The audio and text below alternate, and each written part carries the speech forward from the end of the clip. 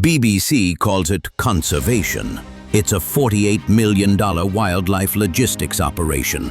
One elephant can generate about $1.6 million in lifetime tourism value.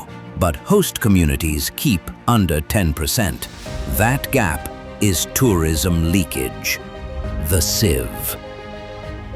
For every $100 spent, less than $10 stays local.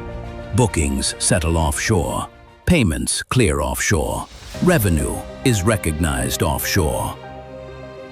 Relocation saves the animal, but who captures the value chain after the convoy leaves? This isn't a travel guide. It's a forensic audit. Full system audit in episode 1.